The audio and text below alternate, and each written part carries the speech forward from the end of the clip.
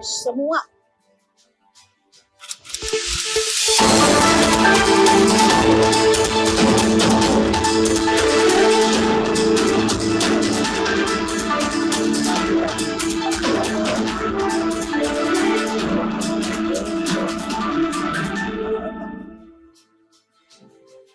bagaimana berbagai program quick wins yang memang langsung menyentuh pada masyarakat itu langsung terrealisasi dan dampaknya langsung terasa. Nah ini ya kan, kita bicara katakanlah misalnya bicara berbagai program yang jangka panjang yang sudah rintis dari sekarang seperti memperbaiki gizi melalui makan bergizi gratis.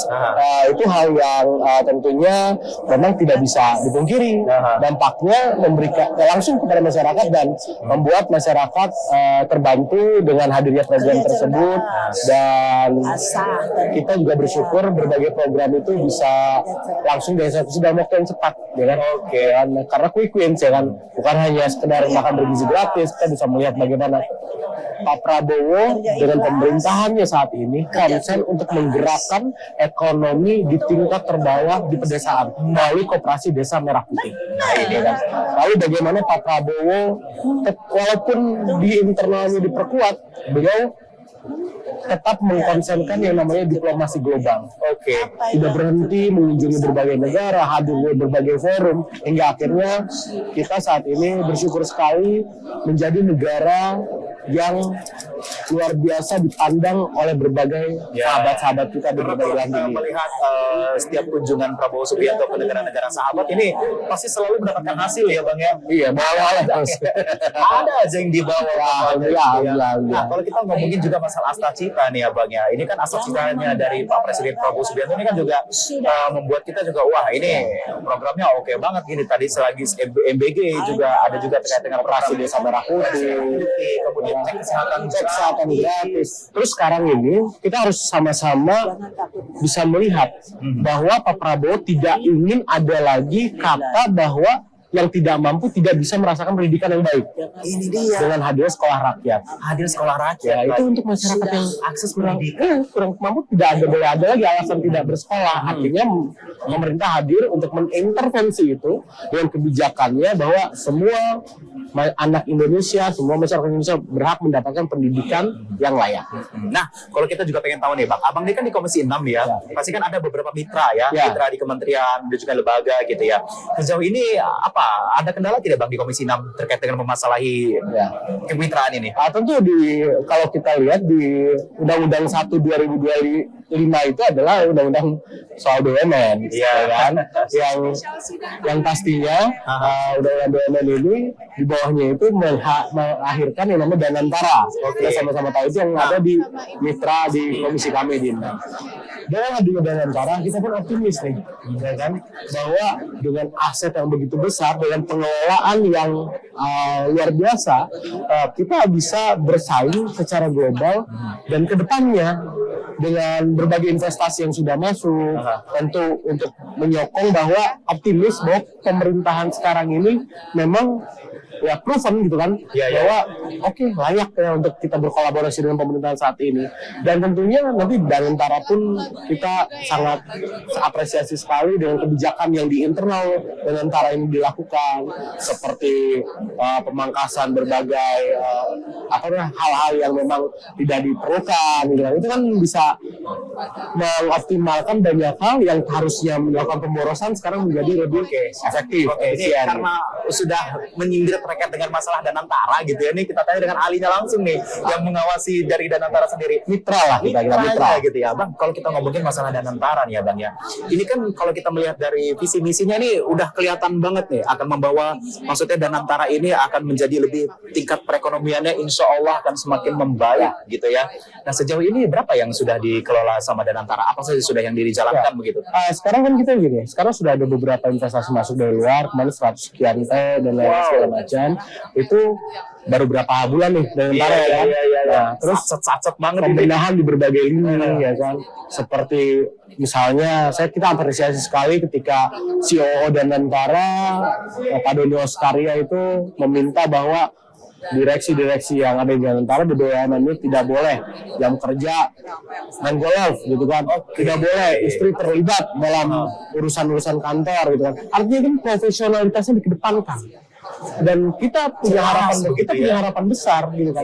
Dengan Danantara semakin baik, dengan pengelolaan berbagai perusahaan plat merah ini semakin oke, tentu dampaknya untuk perekonomian Indonesia jauh lebih oke juga. Karena itu akan ada sumbangsi terhadap perekonomian kita pastinya. Investasi pasti sudah masuk ya. Betul. Sudah masuk. Nah, kalau kita ngomongin masalah Danantara juga, biar lebih masyarakat lebih paham gitu ya. Danantara ini ini loh yang ditangani ini loh gitu. Maksudnya siapa saja yang dikelola saat ini oleh Danantara? Tentu semua yang awalnya BUMN ini menjadi dalam satu holding operation Danantara Asset Management yang dimitra di komisi kami ya, itu semua sekarang perbankan, baik itu karya-karya, baik itu oil and gas di kita semua tuh ya kan, di bawah Danantara semua di dalam satu holding sekarang. Jadi saat ini perusahaan negara itu sudah tidak silo-silo. Artinya sudah tidak sebagian-sebagian dan terputus ketika misalnya di sini ada permasalahan, tidak bisa saling bantu, tapi ada kolaborasi. Bisa saya simpulkan selain kolaborasinya bagus, ini manajemen dari Danantara akhirnya mengkolaborasi semuanya supaya menjadi satu suara ya. Betul. Lebih terkoordinasi gitu ya, terkoordinir gitu ya. Ada kendala sejauh ini Bang terkait dengan urusan Danantara? Tentu dalam proses awal-awal ini harmonisasinya yang harus kita awasi terus. Itu menjadi challenging harmonisasinya karena culture yang lama memang kan ini harus dirubah menjadi culture yang baru dengan visi yang baru, dengan tentunya penugasan dari presiden yang dengan target yang luar biasa. Ini yang menjadi challenging untuk di internal teman-teman Danantara. Oke, nah ini yang paling penting nih Bang. Melihat jumlah investasi Danantara ini sangat besar gitu ya. Investor semakin masuk lagi banyak uang-uangnya. Pengawasannya gimana nih Bang?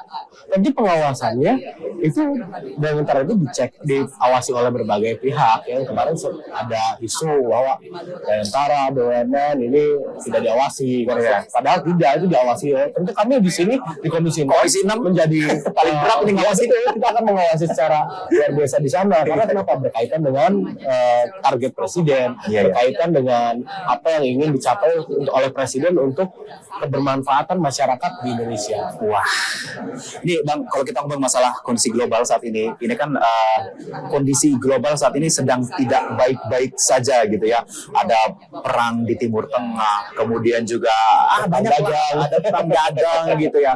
Apa yang Abang lihat dari untuk kondisi perekonomian Indonesia sejauh ini? Ya, kondisi global volatile sekali ya kalau kita lihat ya. Tetapi disinilah tapi kita bisa lihat dengan pertumbuhan ekonomi di kuartal kedua 5,12%, ini mematahkan konsensus prediksi para ekonom dunia. Yang pesimis ini bayangkan. Ya, teman-teman ekonom di berbagai belahan dunia itu memprediksi kita 4,6%. Paling banter 5%. Hasil BPS kemarin mengejutkan semuanya, surprise gitu ya Pak. Arah kebijakan yang ditempuh oleh pemerintahan Presiden Pak Prabowo ini terukur dan terbukti benar di jalur yang tepat.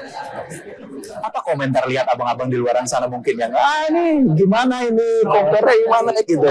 Emang tanya seperti itu gitu kan? Seperti itu, ya kan? Ekonomi bergerak di bawah ya kan? Kalau kita lihat ya kan ukurnya gampang. Contohnya sederhana.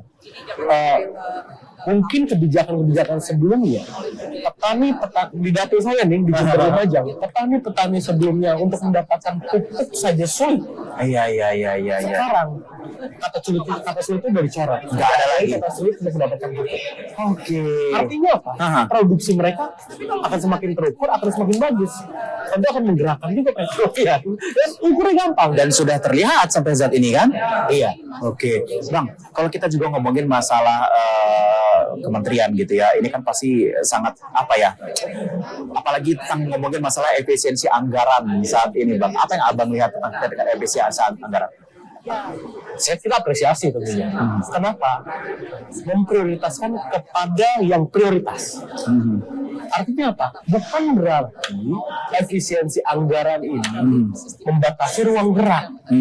Tapi bagaimana si para pengelola anggaran ini jauh lebih kreativitas dengan dana yang ada, dengan dana yang sudah dikonsentrasikan, rekonsentrasi, ya kan? Supaya apa? Tepat guna. Oke, Bang, Gitu. kalau kita ngomong juga efisiensi anggaran ya, ini kan mitra-mitra abang ini juga semuanya pada di efisiensi ya. Ada komplain nggak dari mitra-mitra abang ini?